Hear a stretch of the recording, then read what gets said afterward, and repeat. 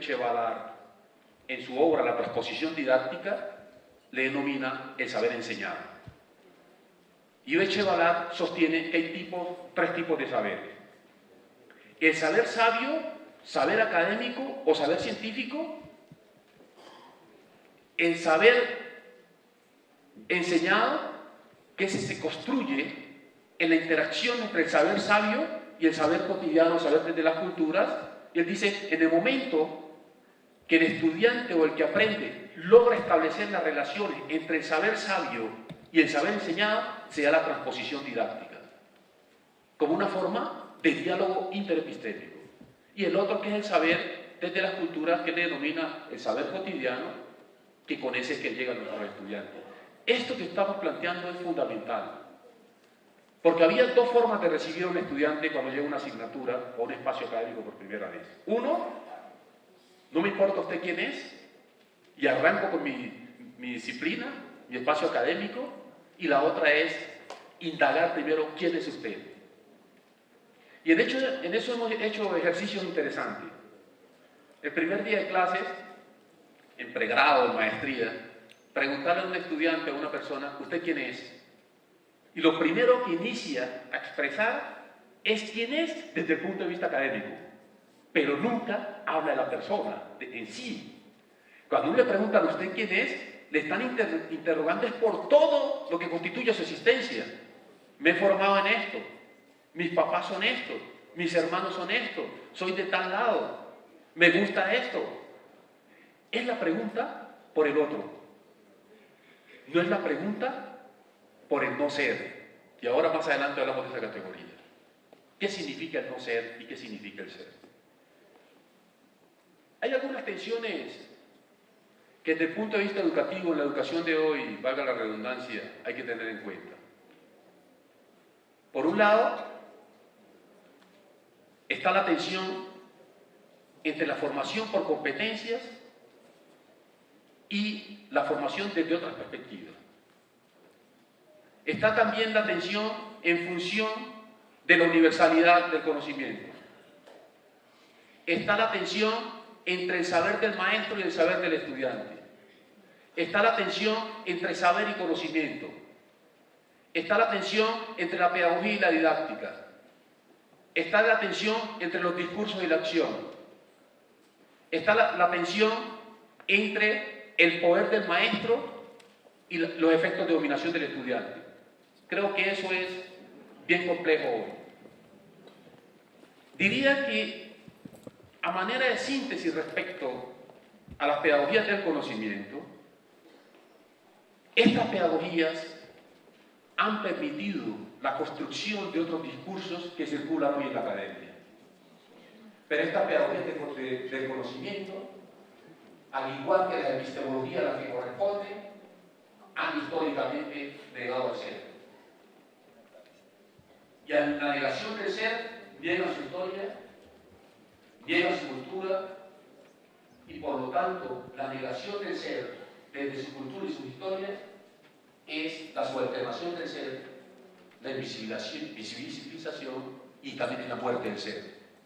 Es decir, en las aulas de clase a veces tenemos estudiantes que, si bien biológicamente están vivos, desde el punto de vista epistémico están muertos en la medida en que su voz no es escuchada ni su voz es reconocida. Por otro lado, por favor,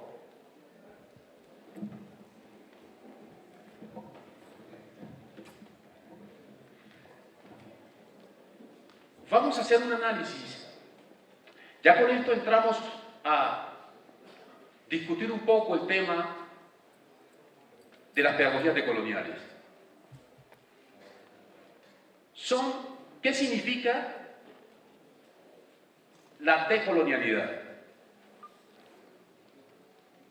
La decolonialidad, es importante primero entender la categoría de qué es el colonialismo o qué es la colonialidad. Colonialismo y colonialidad son dos categorías distintas. El colonialismo fue aquella imposición cultural y epistémica que se generó en la invasión a América. ¿Por qué hago referencia a esto? Porque por supuesto que es una posición política. En pedagogía y en educación no existe la neutralidad.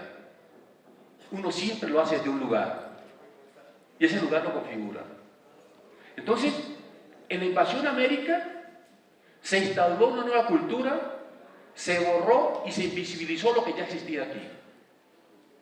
Y se le dio más importancia a lo otro que a lo propio.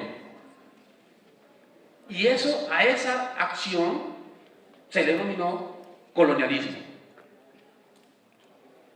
¿Y qué se entiende por colonialidad? Desde la perspectiva de Catherine Ward, a quien tuvimos la fortuna de tener aquí en la universidad, por el Congreso del CEP, dirigido por Margarita. La colonialidad son los vestigios desde las prácticas culturales que deja el colonialismo. Es decir, que el colonialismo ocurrió en un momento histórico-político que ya no es este. Y la colonialidad son todas aquellas prácticas derivadas del colonialismo que todavía siguen existiendo. Y la vemos en el día a día. Y esa colonialidad se centra en 4 categorías fundamentales. Uno, se refleja en las relaciones de poder, y por eso se habla desde el pensamiento colonial, en la colonialidad del poder, en las cuales se instauraron unas formas de poder de carácter vertical, de sumisión, subalternización del otro. Y estas relaciones de poder derivadas del colonialismo y que se plasman en la colonialidad, se ven en las aulas de clase,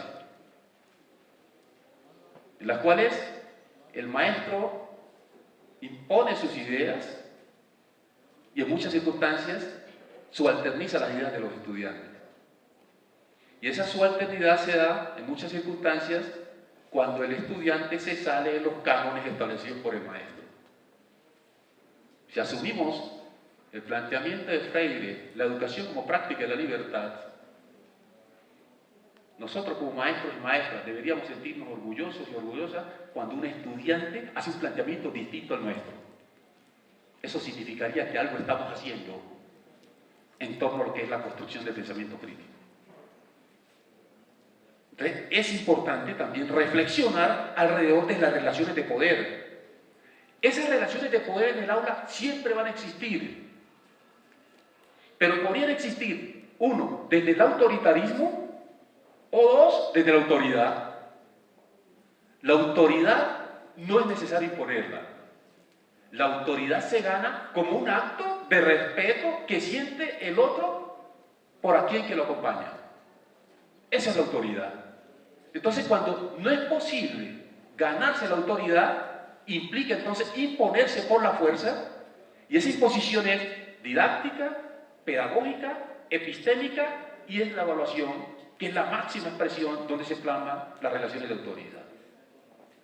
Y a eso, desde el punto de vista del pensamiento colonial, es la colonialidad del poder.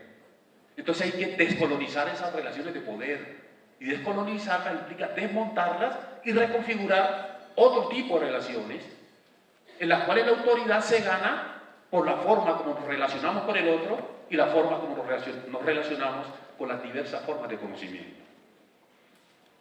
La otra categoría es la del ser. El proceso colonial instauró una universalidad del ser en las cuales la única forma de representación estética corporal era la representación universalista eurocéntrica. Por lo tanto, cualquier cuerpo o representación que se saliera de esos cánones era asumido como cuerpo feo, cuerpo horrible, etc., desconociendo los contextos históricos, políticos, culturales, inclusive biofísicos. Entonces también la colonialidad nos instauró una forma de estética, unas formas corporales. Y en esas formas corporales queremos parecernos a esa representación social del cuerpo. Y ahí derivan una cantidad de problemas. También hubo una colonialidad del saber. Y esa colonialidad del saber está representada en el saber, en el conocimiento universal, en las cuales se asume la ciencia como la medida de todas las cosas. Y también la ciencia determina los niveles de existencia. Solo tiene existencia lo tangible, lo medible, lo cuantificable. Lo que no es medible, no es cuantificable, no existe. Por lo tanto, desde la ciencia clásica, el alma ni la espiritualidad existen. Desde la ciencia moderna, sí. Hoy en día existen trabajos en los cuales se establecen relaciones entre ciencia y espiritualidad. Hay un texto muy interesante que valdría la pena leer, de Fritjof Capra, El Tao de la Física, donde Fritjof Capra lo que hace es explicar las categorías más importantes de la física desde el pensamiento oriental. Es el texto de física más claro que yo haya leído, en las cuales es una explicación científica de otro modo, yendo más allá del formulismo, y se da cuenta que las fórmulas son construcciones que desde el lenguaje representan unos hechos y unas explicaciones. Las fórmulas en la física, en la química, son construcciones humanas, en las cuales, desde un proceso eminentemente semántico, al autor se le ocurre representar esos significados de esa manera. Pero han podido ser otras. Entonces, este discurso lo que nos busca es interpelar acerca de la forma como nosotros conseguimos el conocimiento de la universalidad. Y otra categoría que es necesario entender desde el pensamiento decolonial es la categoría de colonialidad de la naturaleza. La naturaleza también fue colonizada y sigue siendo colonizada. Miremos todos los problemas que tenemos hoy de tipo ambiental, de calentamiento global. Es el producto de la colonialidad de la naturaleza, en las cuales se nos instauraron y se nos promulgaron unas necesidades de consumo que implica arrasar con todo en aras del bien material y del consumo. La naturaleza también fue colonizada. Y la naturaleza es colonizada desde una relación simple. Y es que hombre y naturaleza constituyen dos estructuras distintas y discontinuas. Mientras las comunidades ancestrales existentes en América tenían clara la concepción de continuidad entre hombre y naturaleza, la visión eurocéntrica no concebía esa relación. Por tanto, si existe una disyunción entre hombre y naturaleza, el hombre puede hacer de sí la naturaleza independientemente de las consecuencias, porque lo que media es el bien material y el usufructo que se puede obtener de la naturaleza. En la visión decolonial se concibe la existencia de un continuum entre hombre y naturaleza. Y vemos nuestras comunidades ancestrales indígenas. Nosotros somos naturaleza y la naturaleza somos nosotros. Por tanto, cualquier herida que le hagamos a la tierra es una herida que nos hacemos a nosotros mismos como seres humanos. Y entonces el pensamiento colonial hoy en día busca retomar esas visiones ancestrales con el fin de lograr un buen vivir o un mejor vivir. Y esa visión de discontinuidad también nos llevó a la disgregación entre la vida y la muerte.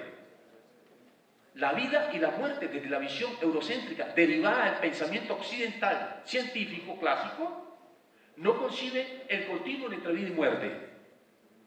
Y por eso muchos dicen, esta vida es una, y en la muerte, después de la muerte no hay nada más. Después de la muerte no hay trascendencia. En la visión ancestral siempre hay un continuo entre vida y muerte. Pero miren que esa visión de continuidad desde la visión ancestral pasa también a lo pedagógico. Existe un continuum entre maestro y estudiante, en tanto que el estudiante es la proyección del maestro y el estudiante constituye la inmortalidad del maestro.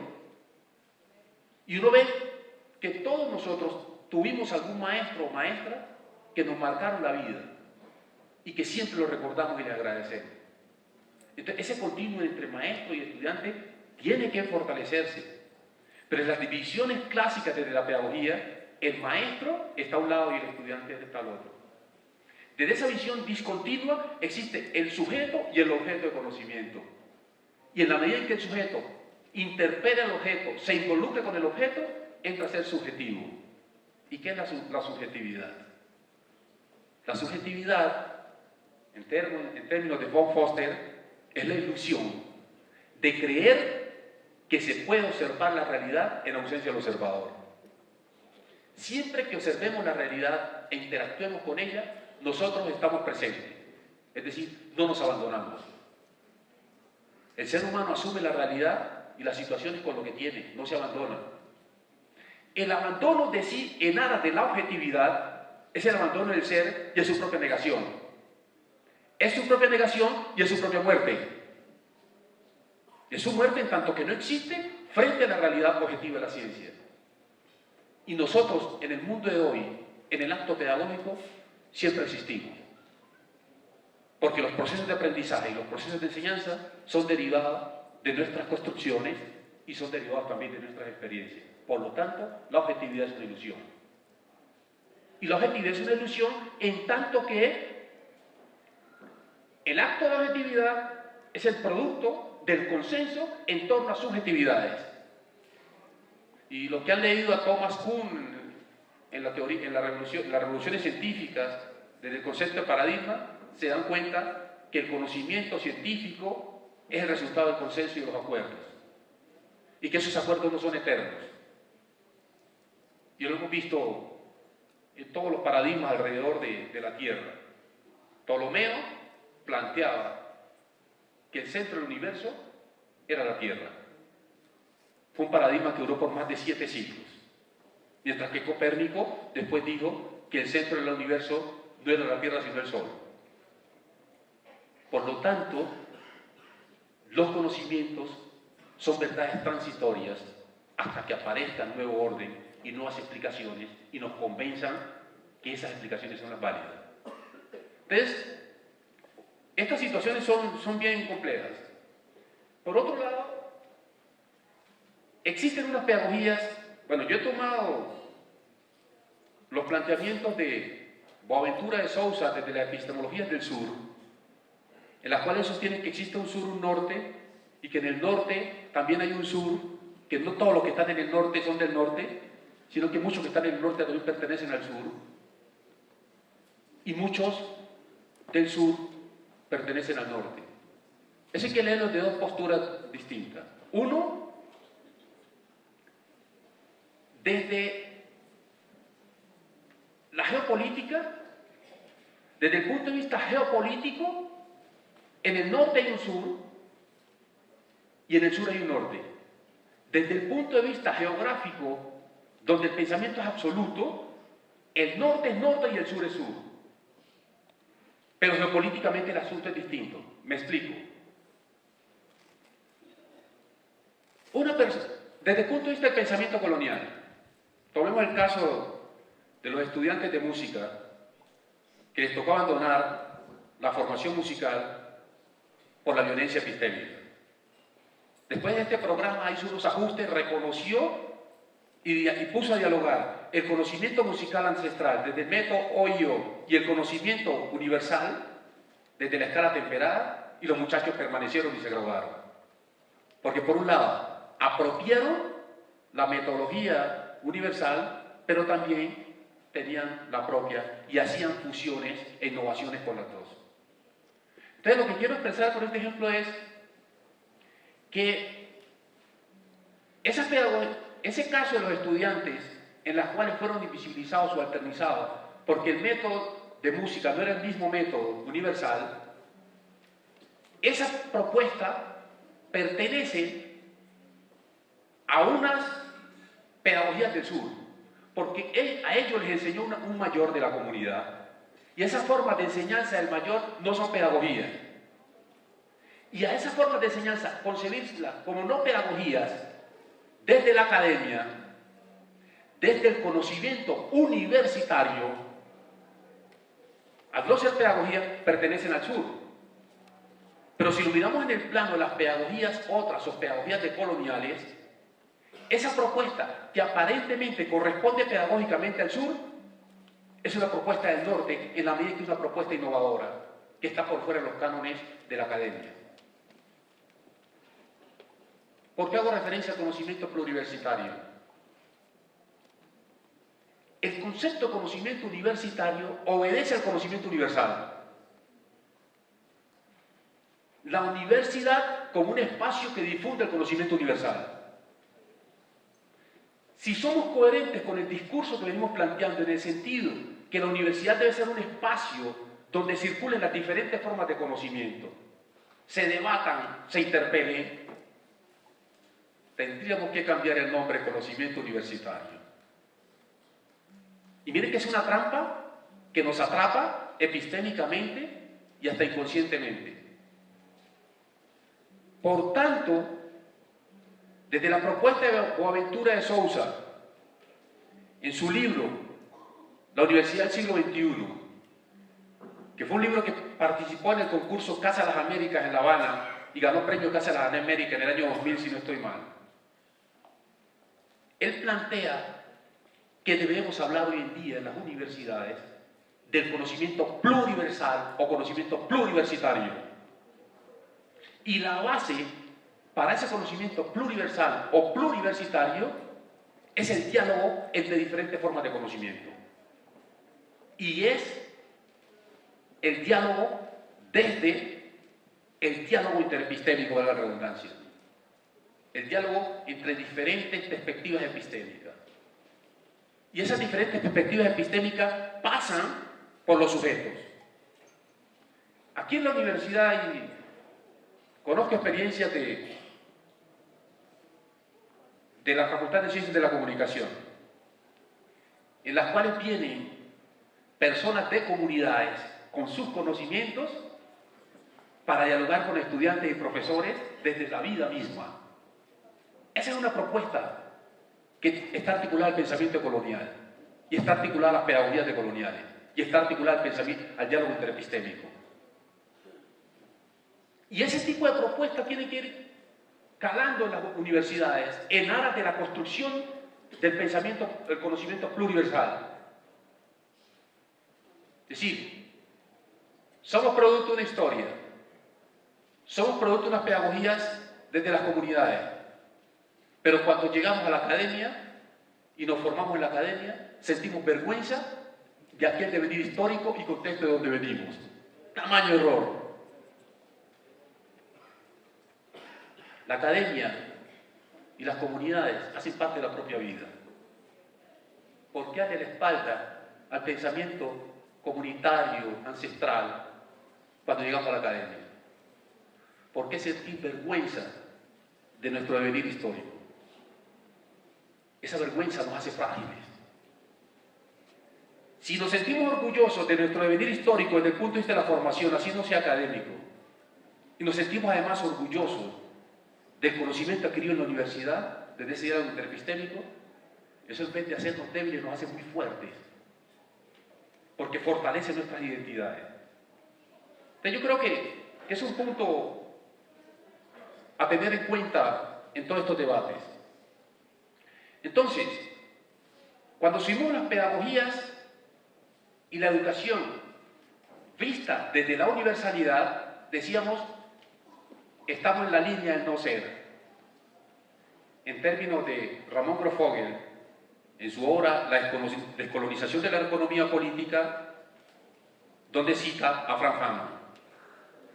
Es decir, una persona está en la línea del no ser cuando su historia es negada, cuando sus conocimientos son negados y cuando se le instaura una única forma de concebir el mundo y una única forma de acción. Está en la línea del no ser. Y la línea del ser implica, desde la perspectiva colonial, implica la asunción de las producciones culturales. Y es por eso que el término o la categoría de cultura como categoría unidireccional está en discusión hoy. Es más conveniente hablar de culturas que de cultura. Y por eso también está en cuestión la categoría de identidad nacional. ¿Qué significa en el contexto colombiano hablar de identidad nacional? ¿Será que en el país exista una única identidad nacional? ¿Será que un país tan diverso culturalmente, en este país se puede hablar de diversidad, de unidad, de identidad cultural? Y cuando se habla de identidad cultural, ¿será que esa categoría es una categoría construida desde la periferia o es una categoría construida desde el centro? ¿Qué implicaría hablar de identidades nacionales? ¿Qué identifica Colombia? ¿Será que hay una sola identidad? Cuando hablamos de identidad nacional, ¿quiénes se quedan por fuera? ¿Eso qué implicaciones tiene en la educación? Muchísimas. Porque todos esos imaginarios de los estados nacionales se llevan al aula de clase. Muchos dirían, bueno, esto puede aplicar mucho en las ciencias sociales. ¿Será que es posible ese diálogo interepistémico en las ciencias naturales? Pues son ciencias medibles, cuantificables, experimentales. Sí es posible. Más adelante, cuando veamos experiencias pedagógicas decoloniales, hay una experiencia en una maestría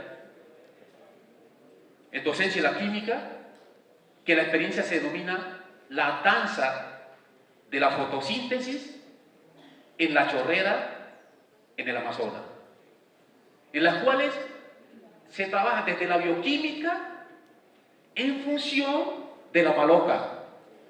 Y se da un diálogo interepistémico en las cuales las comunidades indígenas entienden desde su cosmogonía de la maloca cómo es la fotosíntesis, y esa forma de comprender desde Occidente la fotosíntesis la relacionan con su saber ancestral. En aras o en contra, de esa ruptura epistémica y violencia epistémica. Cuando la escuela y cuando la academia no reconoce al sujeto, lo violenta. Y ese desconocimiento del sujeto desde la violencia epistémica hace que el sujeto abandone la academia. Y ahí está el origen también de la deserción escolar en las escuelas. Porque una escuela que niega al niño, una escuela que niegue su contexto, una escuela que niegue su cultura, no le puede gustar ni a los niños ni a los papás. Por otro lado,